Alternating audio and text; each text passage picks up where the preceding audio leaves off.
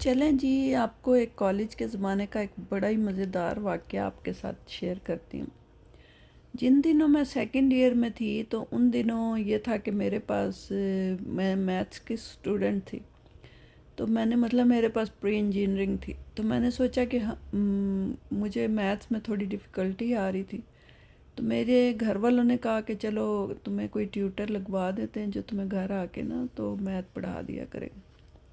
تو ایک ہمارے جاننے والی تھی، انہوں نے کہا ہے کہ ایک لڑکا تو اسے پیسوں کی بھی ضرورت ہے، تو اس طرح کرے گا کہ وہ تمہیں گھر آ کے ٹیوشن پڑھا دیا کرے گا، تو تمہارا یہ ہے کہ وہ لائق لڑکا ہے تو اس کو بھی فیس کی ضرورت پوری ہو جائے گی اور تم بھی پڑھ لو گے۔ خیر وہ پڑھائی شروع ہو گئی، اچھا پڑھا رہے تھے وہ، پڑھتے پڑھتے پھر ان کے آپ کو پتہ ہے کہ پھر ایک ایج جو ایسی ہوتی ہے کہ آپ کی ذرا تھوڑی سوچیں بدل جاتی ہیں۔ تو ایک دن وہ مجھے ایکویشن کوئی کروا رہے تھے، جیسے ہوتا ہے A+B = جو بھی ہے نا، تو AB² جیسے ہو گیا، لیکن انہوں نے جو مجھے ایکویشن پڑھائی تو انہوں نے مجھے کہا کہ ان کا میرا نام جو تھا وہ N سے تھا اور ان کا نام M سے تھا، تو انہوں نے کہا جی M+N = love۔ اب جب انہوں نے مجھے کہتے ہیں کہ یہ دیکھو یہ کیسا، تو جب میں نے انہیں دیکھا میں نے کہا یہ انہوں نے کیا ایکویشن، یہ کیسی ایکویشن کرا رہے ہیں؟ کہتے ہیں یہ ایکویشن کیسی ہے آپ کی؟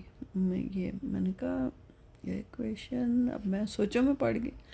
اچھا میرا دماغ اس وقت بڑا تیز کام کرتا تھا، وہ نا جب ان کا یہ تھا کہ وہ ان کے نا جو ساکس تھی ان سے اسمیل بہت آتی تھی، لیکن کیونکہ میں اسٹوڈنٹ تھی تو میں کچھ کہہ بھی نہیں سکتی تھی، تو میں نے کہا سر آپ کی جرابوں سے بہت اسمیل آ رہی ہے نا، تو وہ ایک دم سے کہتے ہیں کیا مطلب؟ میں نے کہا یہ ایکویشن تو ٹھیک ہے لیکن آپ کی تو ساکس اتنی اسمیل آ رہی ہے کہ میں تو میرے سے تو بیٹھا ہی نہیں جا رہا۔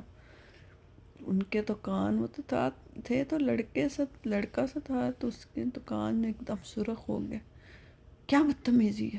میں نے کہا بدتمیزی؟ میں نے کہا میں تو پڑھ رہی تھی لیکن جرابوں سے اتنی سخت بو آ رہی ہے کہ میرے سے بیٹھنا محال ہو رہا ہے۔ وہ تو جناب اٹھے اور جناب نکل گئے گھر سے، اس کے بعد وہ کبھی مجھے نظر نہیں آئے۔